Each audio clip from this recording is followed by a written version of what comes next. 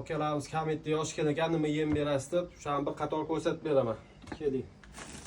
Xo'p, bu arpamiz zirabilka qilingan. Mo'tavar kepigimiz yiriroq bo'ladi. Bug'doy suli. Bu yerda 50 kilo arpa zirabilka qo'yganmiz. Bular qo'shimcha kalsiy, chayniy soda, tuz qo'shamiz.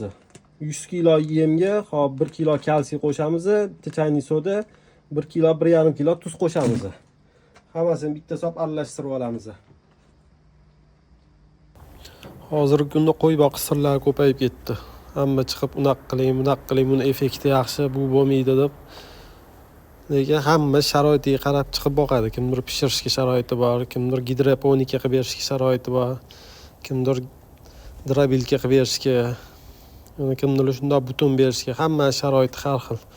Shuning uchun hammasida effekti bor, yo'q emas. Faqat mehr berib vaqti-vaqtida berilsa, Xudo xolasa hammasi zo'r bo'ladi. O'zim ham usulda boqib ko'rganman. Lekin men uchun qulay emas shu. Ham tez yem berib bo'lasiz. Shu vaqtingiz ketmaydi, bitta yem tayyorlab qo'yasiz, ancha vaqtga yetadi, Xudo xolasa. Agar video manfaatli bo'lgan bo'lsa, sizga vaqtingizga rozi bo'linglar. O'z fikringlarni kommentda yozib ketinglar. Rahmat, sog' bo'linglar.